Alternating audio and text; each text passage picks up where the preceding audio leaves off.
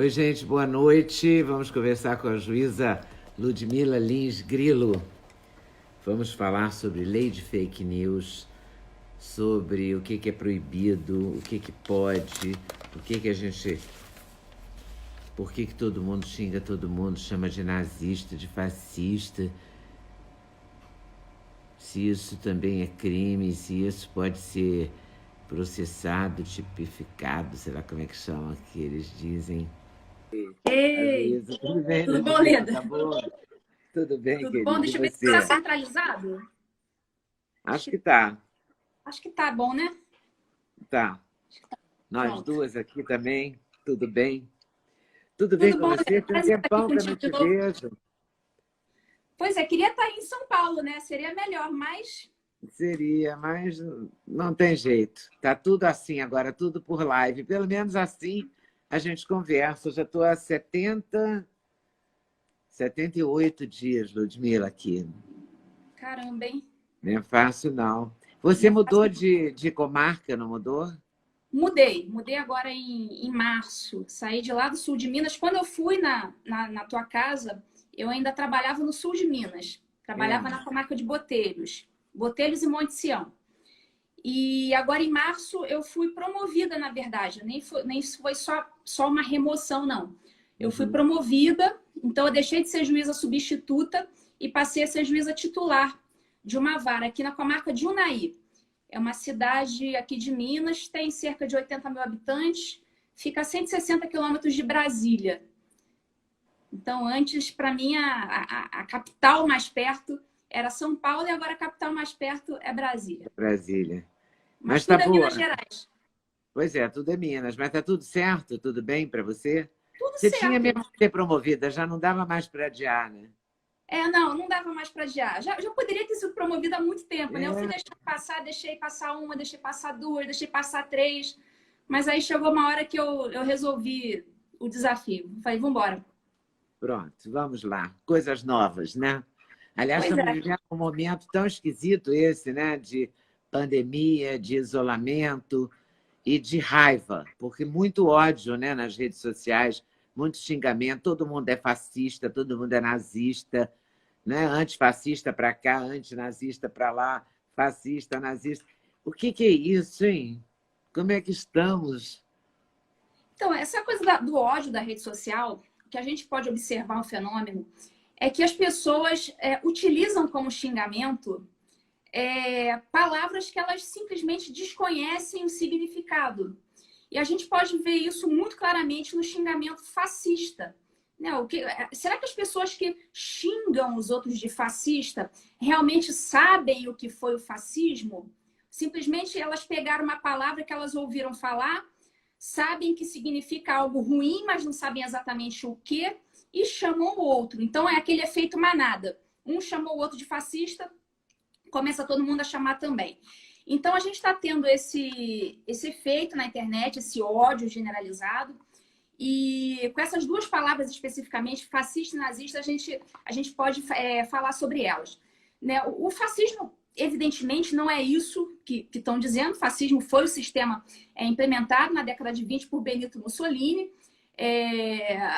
Não se confunde, não é a mesma coisa que nazista. Geralmente as pessoas acham que é a mesma coisa, fascista, nazista, a mesma coisa, não é. O sistema do fascismo. Tem até aquela frase do Mussolini, tudo pelo Estado, tudo no Estado, nada fora do Estado. Então significa que o Estado tem muito a ver com o socialismo, porque tudo funciona na base estatal. Então, é exatamente o contrário do que a gente vê no capitalismo e, para você ver, é exatamente o contrário do que dizem por aí. Né? Então, quem gosta do comunismo, quem gosta dessa ideologia, acaba rejeitando o fascismo sem nem perceber que é justamente o fascismo que diz que é tudo no Estado mesmo. O capitalismo é o contrário. O capitalismo gosta de ver as coisas fora do Estado. Então, para você ver aí, para começar, que esses xingamentos são algo aleatório, as pessoas nem sabem o que estão dizendo. Já o nazismo é outra coisa. O pessoal começa a chamar o outro de nazismo. O nazista seria um regime totalitário que de fato ele seria, eu acho que mais gravoso, algo pior do que o fascismo, que era uma forma disfarçada de socialismo, no caso fascismo, e que o nazismo, no caso, teria realmente aquele elemento racialista, supremacista. E esse xingamento, acho que quando as pessoas querem chamar o outro de fascista, na verdade, eu acho que eles estão pensando, na verdade, no nazismo. Tá? O que acontece? Qual que seria o crime? É crime chamar alguém de fascista? Pois é. Chamar alguém de nazista? É crime. Ah, é? Aí você me pergunta, mas vem cá, mas será que seria crime chamar alguém de comunista? A resposta é não. Chamar de comunista não é crime. Porque o comunismo, ele é legalizado. Há, inclusive, partidos políticos em pleno funcionamento no Brasil que tem o comunismo no seu nome. Então, se você chama um comunista de comunista, você está simplesmente chamando ele do que ele é e do que não é proibido no Brasil. Já o nazismo, temos uma lei que considera, né, o nazismo como sendo um crime. Você, inclusive, não pode expor aquele símbolo, aquela suástica nazista. Você não pode fazer nenhum tipo de divulgação daquilo. Então, se você chama alguém de nazista, você está atribuindo a ele algo que a nossa lei considera ilegal, algo que nós todos repudiamos e que a lei expressamente repudia. Então, chamar alguém de nazista é uma ofensa. E as ofensas, a depender da ofensa, sendo grave, e chamar de nazista eu entendo que é uma ofensa grave, ela é classificada como crime de injúria. Então, aí você me pergunta, mas isso também serve para o fascismo? Chamar alguém de fascista? Chamar alguém de nazista, eu já te disse que é crime, é tranquilo, ninguém nem discute isso. Agora, chamar alguém de fascista seria crime? O fascismo, como falei, não se confunde com o nazismo. Eles têm elementos em comum, mas não são exatamente coincidentes. No nazismo, a gente tem aquela coisa mais forte da questão racial, da perseguição aos judeus, certos elementos específicos que a gente não encontra no fascismo, que seria mais aquele regime totalmente estatizante do Mussolini. Inclusive, tivemos algo parecido aqui no Brasil, com aquela promiscuidade entre empresas, grandes empresas, empreiteiras, que a gente as classifica como capitalistas, mas quando a gente vai ver, na verdade, elas dependem totalmente do dinheiro do Estado. Elas têm contratos milionários com o governo. Então, quando essas empresas elas têm essa relação completamente promíscua com o Estado, elas vivem do Estado, apesar de serem supostamente capitalistas, a gente tem aí, na verdade, um regime fascista. Então, assim, seria crime chamar alguém de fascista, que acho que é o que está mais em voga aí. As decisões recentes dos tribunais superiores entendem que sim, que justamente pelo fato dessa palavra fascismo ter adquirido durante um tempo uma conotação extremamente pejorativa. Quem chama o outro de fascista está chamando o outro de autoritário, ditador, racista, está tudo englobado no mesmo conceito, embora não seja este o conceito originário de fascismo, que não tem nada a ver com isso. Né? Não que o fascismo tenha sido bom, foi horrível, mas tem as suas características próprias e não essas que estão querendo falar. Então, a resposta é crime chamar de nazista, chamar de fascista, e o crime é o crime de injúria. Tá? É um crime de menor potencial ofensivo, mas é crime, está tipificado. Quem for chamado de fascista pode procurar o judiciário que vai ter razão no seu pleito. E isso inclui a internet? Isso inclui... Porque na internet, nas redes sociais, é que essas ofensas ganham um volume maior, ganham corpo, né? Exatamente. Tem, inclusive, no artigo 141 do Código Penal, 141, inciso 3º do Código Penal, que estabelece uma causa de aumento de pena para crimes dessa natureza, crimes contra a honra, praticados mediante a utilização de um meio que você possa atingir muitas pessoas ao mesmo tempo. Então, isso quando o crime é praticado na presença de várias pessoas ou por um meio que facilite a divulgação daquela ofensa, existe uma causa de aumento, a sua pena é aumentada na fração de 1/3. Então, no caso da é mais grave. internet, aumenta milhares e centenas de milhões de vezes. Aumenta exponencialmente. Então, tem essa causa de aumento aí específica. O Código Penal não fala exatamente em internet, mas fala em qualquer meio que possibilite essa divulgação em massa. Então, obviamente, a internet está incluída. E já tem jurisprudência disso? Já tem algum julgamento nesse sentido? Tem julgamentos nesse sentido, sim. No sentido de considerar essa ofensa, né, fascista como sendo uma ofensa, sim. Bom, hoje a gente quase teve a votação da lei que vai chamar a lei da fake... Bom, que a gente está chamando de lei da fake news. Ela tem 3 nomes. Eu estava conversando agora há pouco com o doutor Renato Opsi Blum, que é um advogado especialista em direito da internet, e um dos dois lembrou do nome todo da lei, que é liberdade... Liberdade, responsabilidade e transparência na internet. E que não me parece nada disso. E te parece isso? Esse título te parece real? É aquela história, Leda, abre aspas, a lei é minha, eu boto o nome que eu quiser, né? Botaram o nome que quiseram. Então, aí é aquela história, será que se a gente for ler essa lei, será que vai ser isso mesmo? Será que ela vai estar dando mais liberdade para a gente?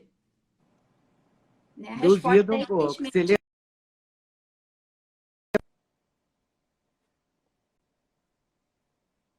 Travou. Tomara que destrave, né? Ai, meu Deus.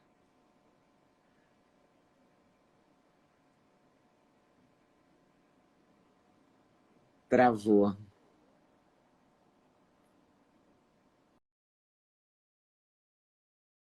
Isso é a câmera de lá que está travada. Ludmila saiu.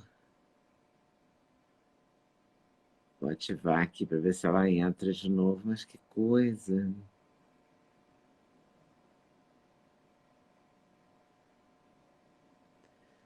Vou ver se Ludmila entra. Aqui ela.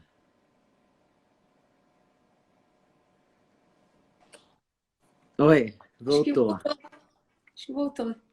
Voltamos. Você leu a lei? Li a lei. Li a lei.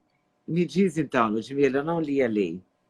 Bom, nós temos vários dispositivos que a gente pode tranquilamente chegar à conclusão de que esse nome, Lei da Liberdade na Internet, esse nome é completamente equivocado, completamente enganoso. Vamos lá. Ainda isso não é lei, essa votação ia ser hoje, houve várias emendas, acho que quase 30 emendas. Eu não li as emendas, eu só li mesmo o texto originário. E essa lei fala o seguinte, que ela tem como objetivo combater a desinformação. Combater a desinformação, buscar por transparência, dentre outros objetivos. E ela diz o seguinte, que a desinformação é um conteúdo inequivocamente falso ou enganoso, passível de verificação. Então, daí a gente já começa a se fazer a pergunta, quem é que vai verificar? Quem é que vai verificar? Então, a própria lei, ela estabelece mais lá na frente que esses verificadores, isso aí está no artigo 4º, são os verificadores de fatos independentes. Então, vai ser uma pessoa jurídica, então vai ser uma empresa que vai fazer, segundo a lei, palavras da lei, tá? Não estou inventando, vai fazer uma verificação criteriosa de fatos de acordo com os parâmetros e princípios desta lei. Então, o próprio artigo 4º da lei fala que eles vão, os provedores de internet vão ter que contratar uma pessoa jurídica especializada em fazer verificações criteriosas. Olha só. O que é isso? Quem vai fazer essa verificação criteriosa? Imagina só quem é que eles vão botar lá para fazer verificação criteriosa. O que é uma verificação criteriosa? Quais são os critérios da verificação criteriosa? A gente já viu aí essas agências de fact-checking, a gente já viu o que eles estão dispostos a fazer, né? Eles são os primeiros... Eles têm lado, né? Eles têm lado e são os Tem primeiros a lado. divulgar fake news, né? Então, lá eles colocam, artigo 9º, medidas contra a desinformação.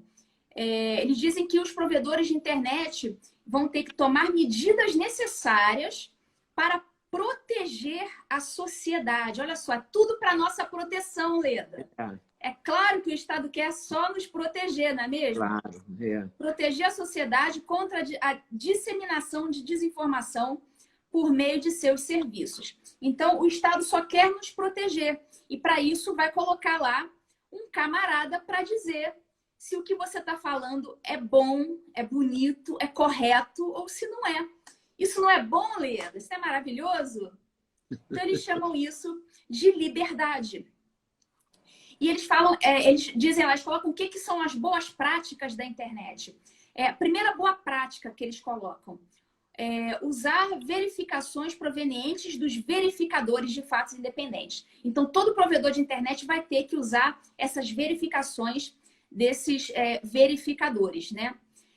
Desabilitar recursos de transmissão de conteúdo desinformativo para mais de um usuário de uma vez. Então, se você quiser transmitir alguma coisa para mais de um usuário de uma vez só, você vai ter problemas. Você vai ter problemas. Isso a gente já está vivendo, né?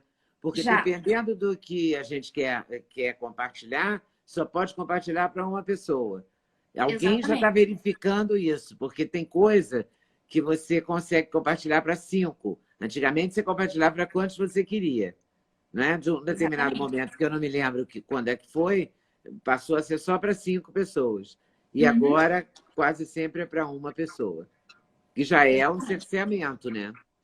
Já é um cerceamento. Eles prevêem também a interrupção imediata de promoções pagas ou gratuitas. Então, se eles acharem que você está promovendo alguma coisa que seja incorreta ou indevido, segundo o seu julgamento, eles podem interromper imediatamente aquela transmissão. É muita liberdade, né, Leda? É muita liberdade. Então, no artigo 12, eles criam um dispositivo parecido com o de um tribunal. Olha só. Eles falam, inclusive, que aquela pessoa que sofrer essa interrupção, sofrer essa intervenção aí do provedor de internet, ela vai poder até mesmo recorrer da decisão para o próprio provedor de internet. Criou um tribunal, chamou o provedor de internet de tribunal e está concedendo gentilmente um direito de defesa. Olha como eles são que bonzinhos, gentis, né? Não? Muito gentis. Bondade das bondades. A gente vai poder até correr, não é mesmo? É muita bondade. Então, nesses serviços que eles chamam de serviços de mensageria privada, eles vão limitar esse compartilhamento a no máximo 5 usuários, né? Muita liberdade, né? Vamos ter que compartilhar no máximo 5.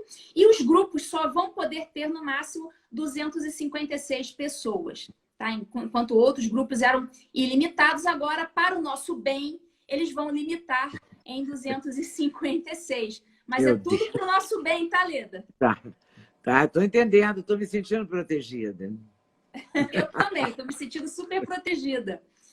Então, eles falam lá no artigo 16 que esses serviços de mensageria vão ter que usar, olha a expressão que eles usam, todos os meios que estiverem ao seu alcance para limitar a difusão e assinalar aos seus usuários a presença de conteúdo desinformativo. Então, sempre que eles encontrarem algo que eles considerem desinformativo, eles vão utilizar de todos os meios, na lei está essa expressão, todos os meios para limitar a difusão.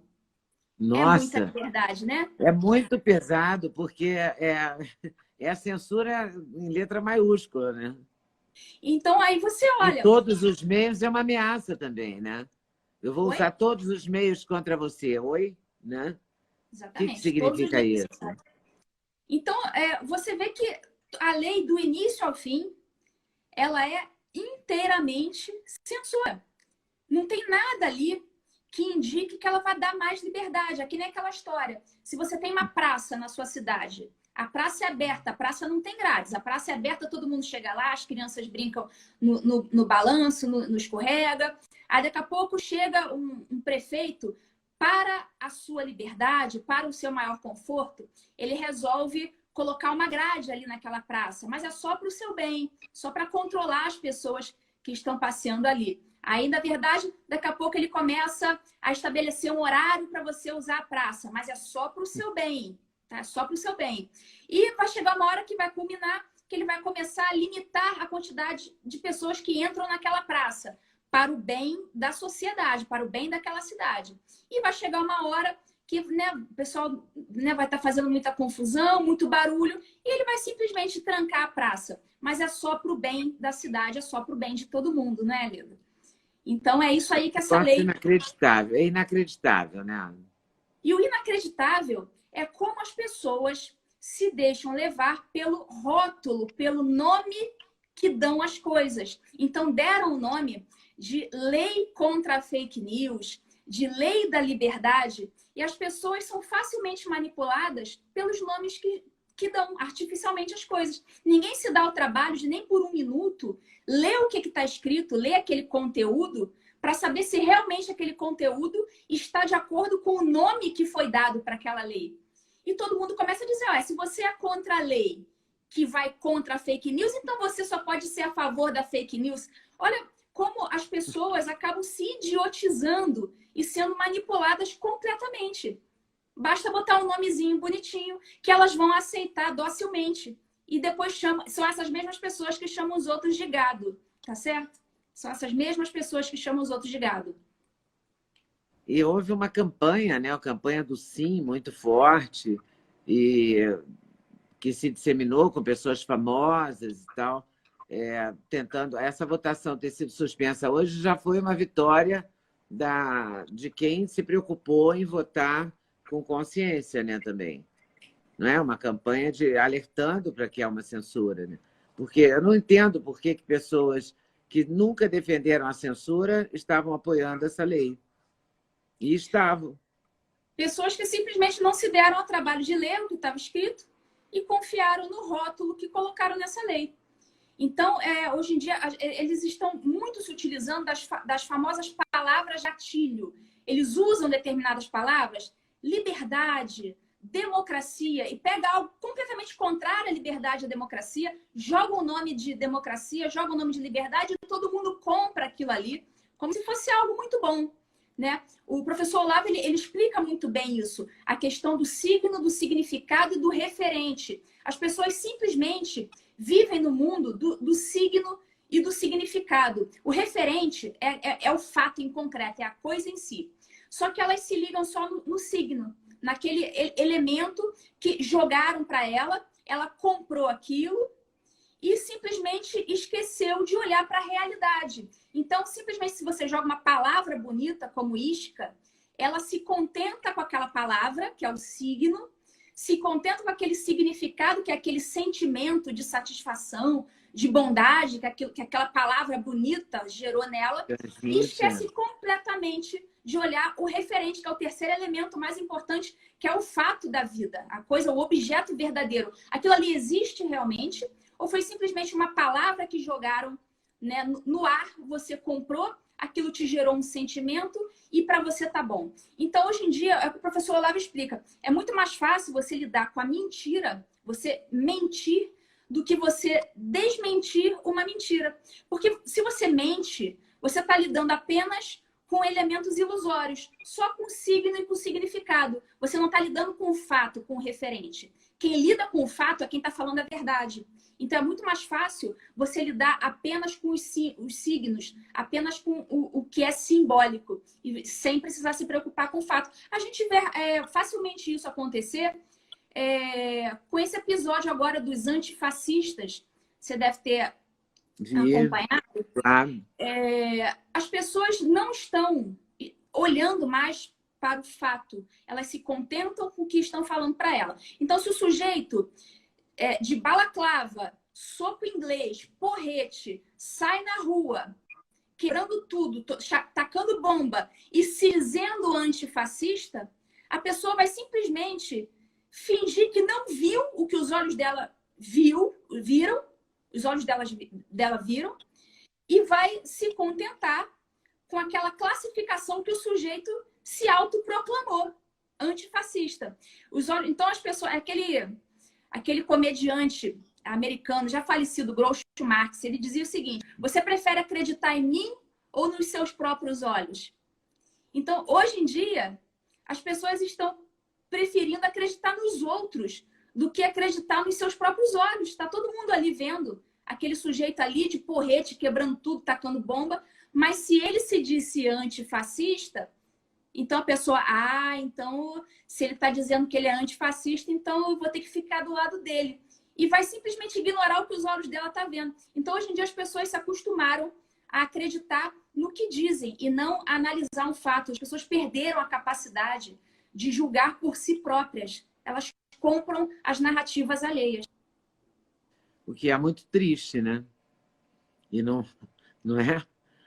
Hoje, a gente teve também, acordou com isso, acho que foi hoje mesmo que a gente acordou com isso, com o vazamento de dados pessoais do presidente da República, dos filhos, do ministro, da ministra, da Maris, de várias pessoas da direita que foram hackeadas supostamente pelo Anonymous. Eu estou falando supostamente porque eu já vi notícia dizendo que o Anonymous assumiu e dizendo que não assumiram. Então, já não sei mais o que é verdadeiro nisso.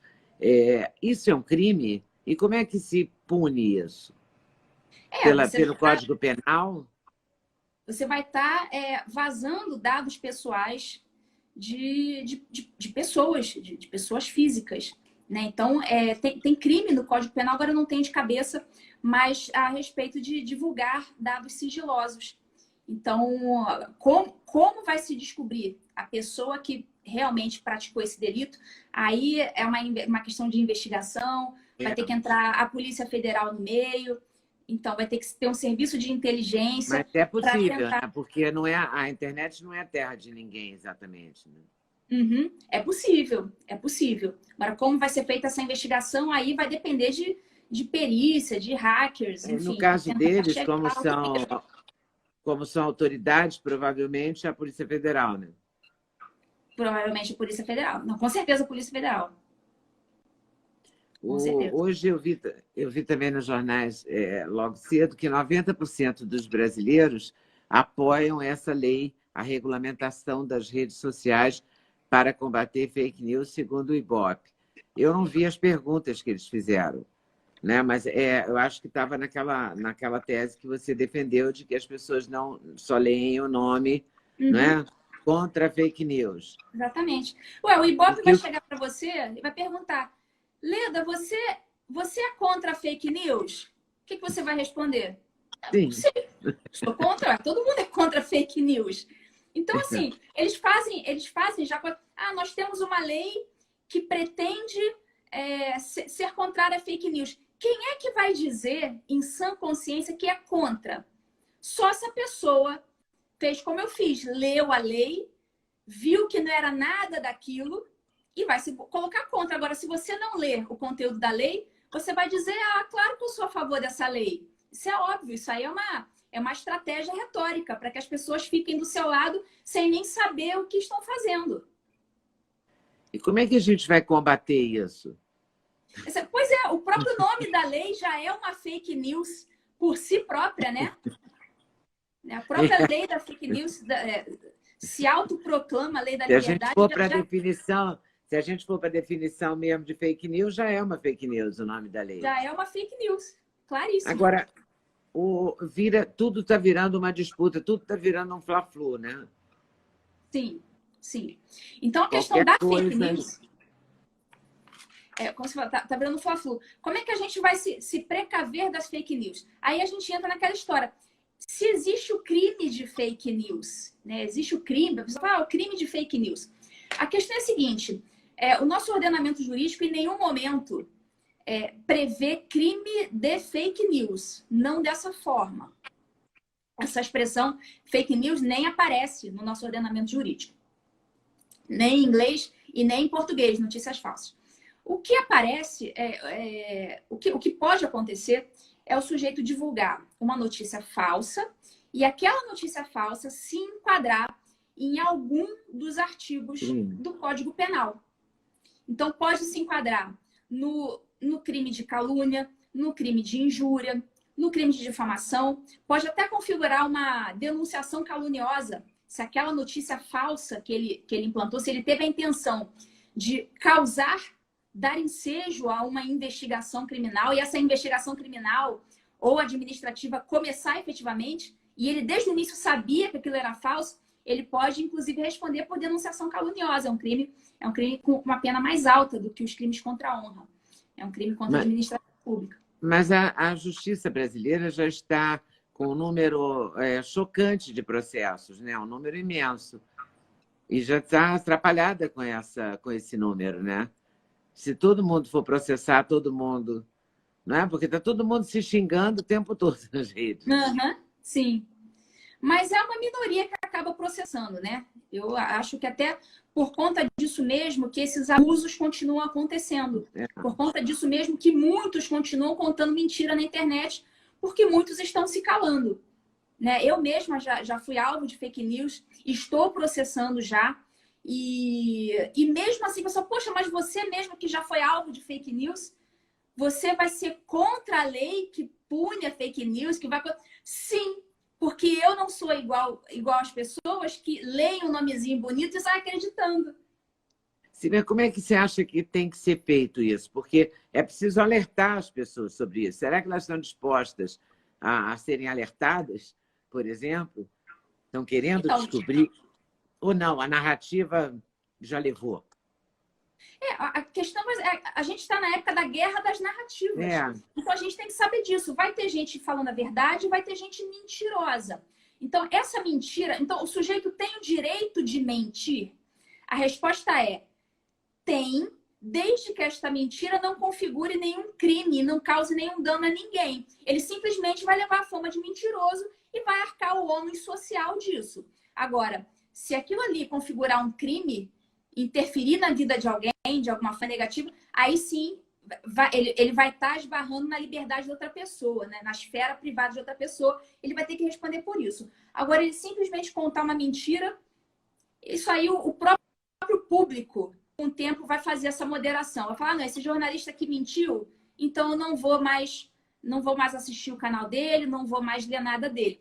O próprio mercado vai se regular sobre isso. Agora, se cometeu crime, aí sim, aquilo ali vai se enquadrar em um dos artigos do Código Penal. É só isso. Então, como é que a gente combate? Isso aí vai ser um combate meio, digamos, vai ser algo muito individual, porque perceba bem, antigamente, quando a gente tinha dúvida sobre alguma coisa, o que a gente fazia? A gente comprava o jornal para ver se saiu no jornal, é porque aquilo ali aconteceu.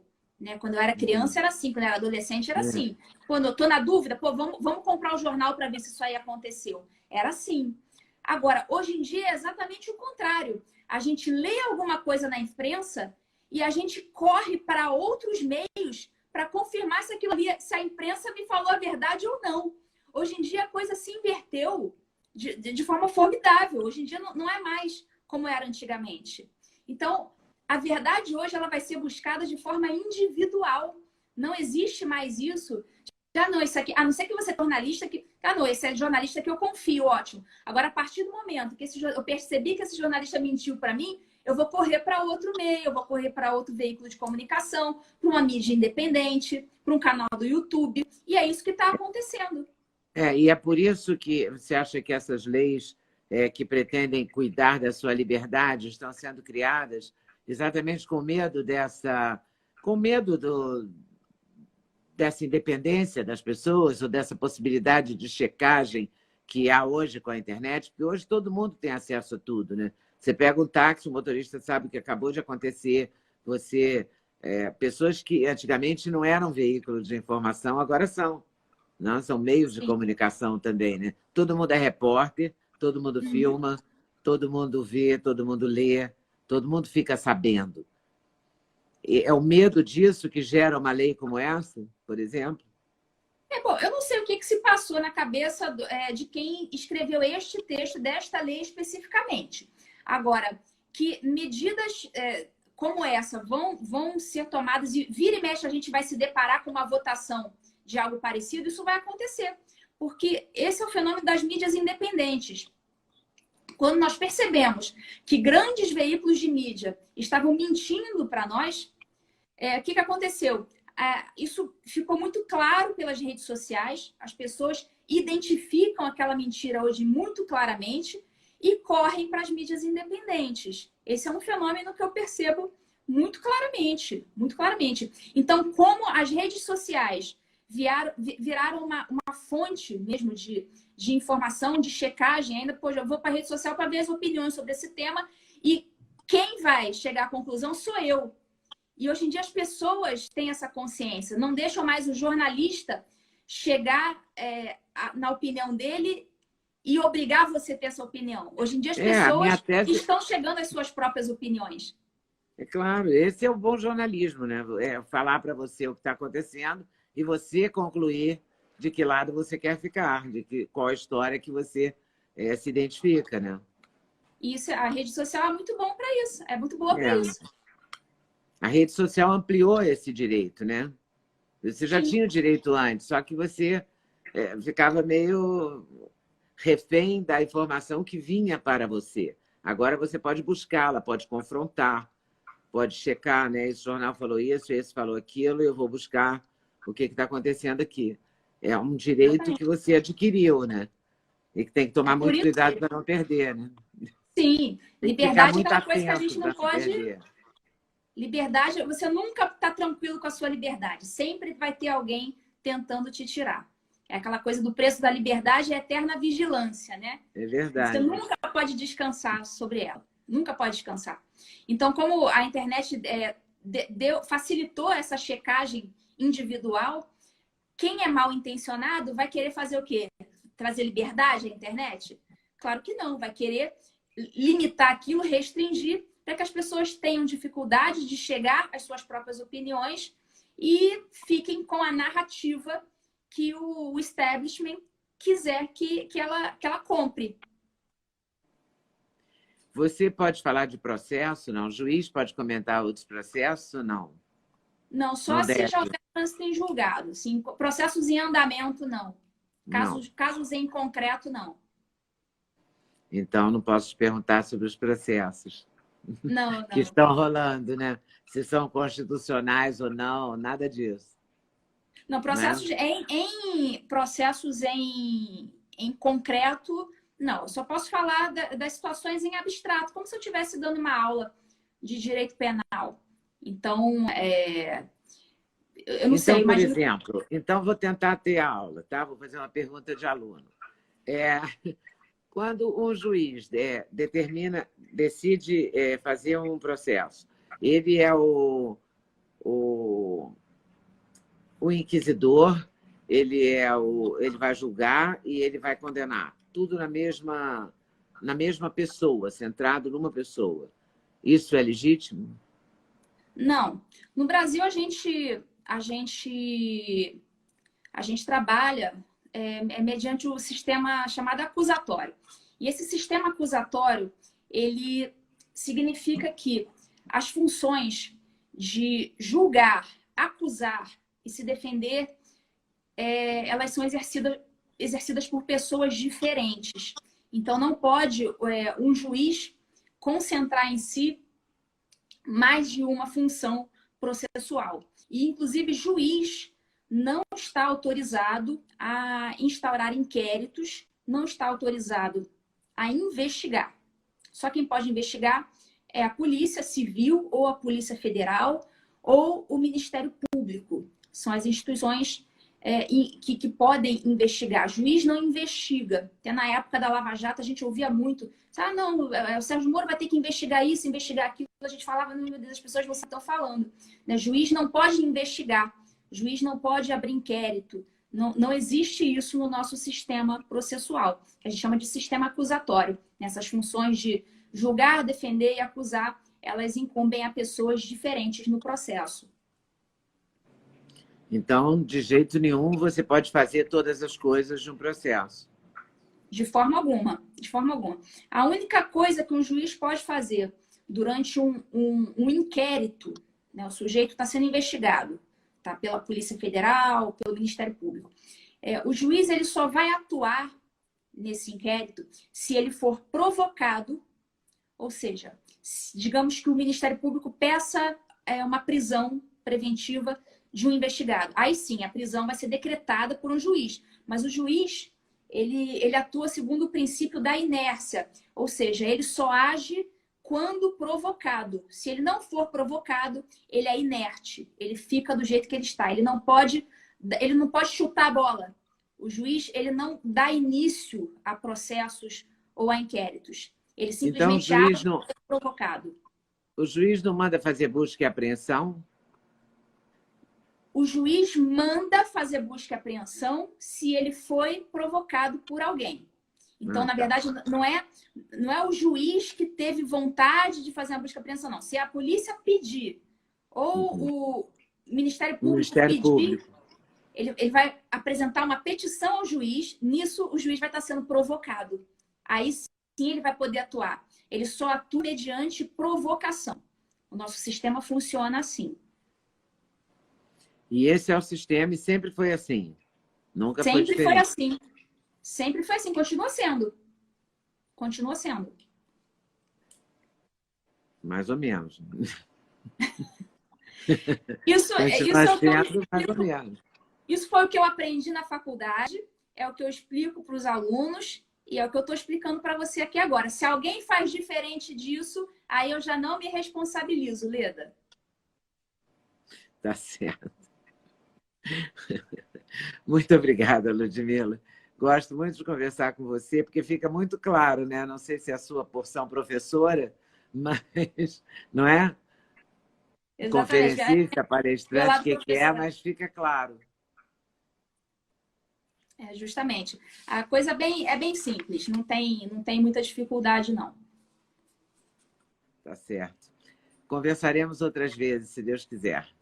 Se Deus quiser. Te agradeço aí pelo convite, adorei. Eu agradeço a você por compartilhar com a gente seu conhecimento. Muito obrigada. Valeu. Beijão. Beijão. Tchau.